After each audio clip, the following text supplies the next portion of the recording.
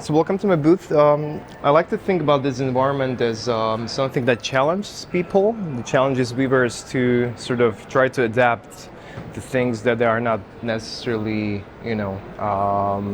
confronted in like everyday routine.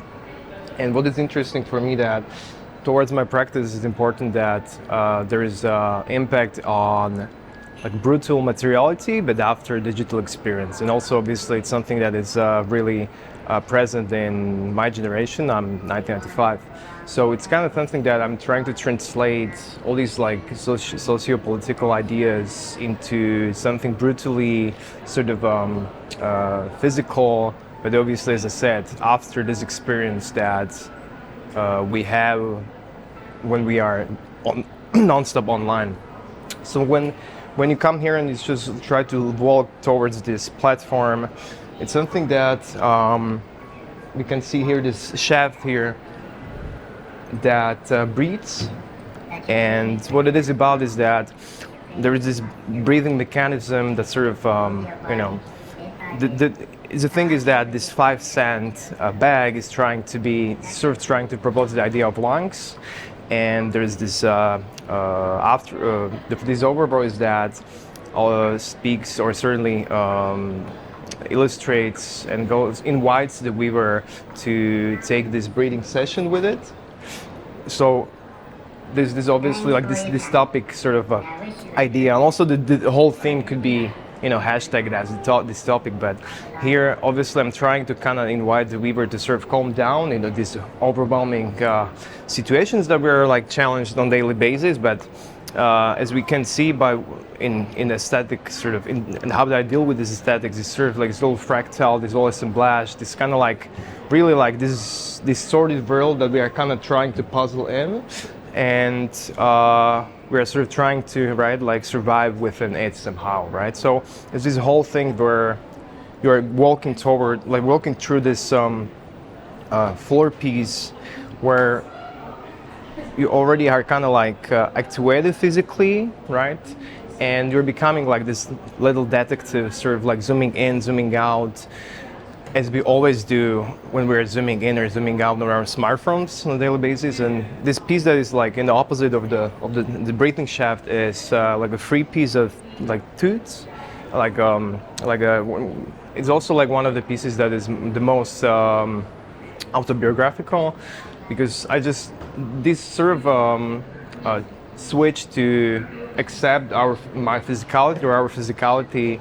I kind of started to think afterwards. I had this surgery, and also afterwards I was starting to think about the saliva and things that are kind of coming outside of us but are integrally in us, and also the flow of the toxins that are kind of like going down as the saliva.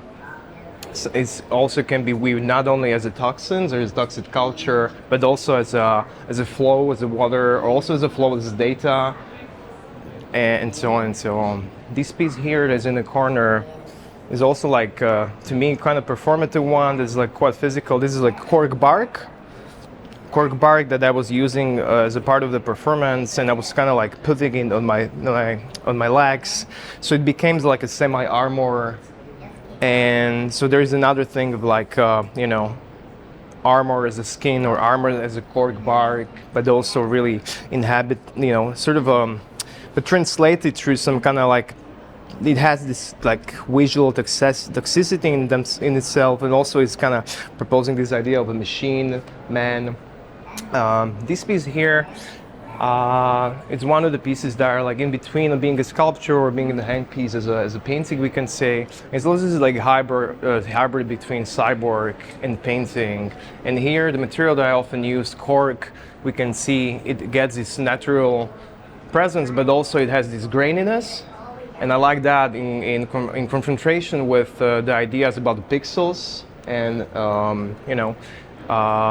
flatness, also towards the painting, graphic design, and so on. We can step here for a bit. Sorry, I just wanted to show this like this. Here in this tank is like, I just wanted to tell that there's like a little reservoir or a tank where I I placed these, I call them fossils, or like of tomorrow. They might look like fist wedges or fossils of, you know, something that might happen tomorrow, or they're here for someone that might look at them when we are not here, for example. And this one is sort of the in its final version, let's say, in an enclosure, right? So it almost like trapped in time.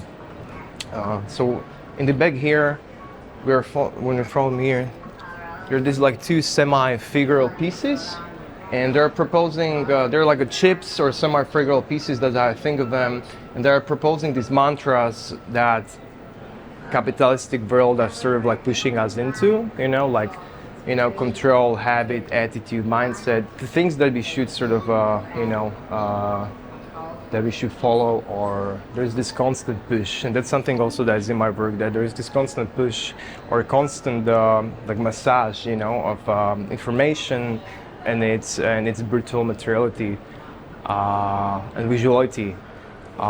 So these mantras I weave, or these parts, these cork parts that are here, I view as a fist wedges, you know, or as a tokens, and these tags are sort of the mantras, as I said. And this piece here is more like a, you know, some kind of how to say it? This is like a place where you would change your costume in front of, you know, or it could be used for, you know, for some, you know, what I was thinking about was like, this is the place where you would change your skin, right? Or you would change you would reassemble your body or your presence, also both in digital and in physical world, right? So there are these like leftovers of skins, in confrontation with the mirror, of course. So there's also in the pieces before, there's always there were mirror present, that it always sort of like puts you into reality that you are here, you are the physical one that is sort of like inhabiting this microcosm that I built. So that's also important for me. So this is this kind of like a weird, you know, like like a place where you would sort of change your clothes or change your skin, and and like it has, you know, you can, you know, it has many like or you can have many ends that we would think of this sort of portal of some sort of almost like. In the very end, we have this very last two pieces where this is the wall piece where the shape, or the base shape is, I call them whispers. This is one from the series is Whisper, where the profile of a head sort of through hand whispers something into the ear. And also here, as we can see, like it certainly illustrates like the rotting tooth, but then also there's a little thing that is still growing there, so there is some kind of a hope still. And then also we can see like almost like frozen in, but this is obviously the resin is the material. We can see the resin in sand and the gears. There's always sort of connotations to sanding the gears, and sort of how could we sort of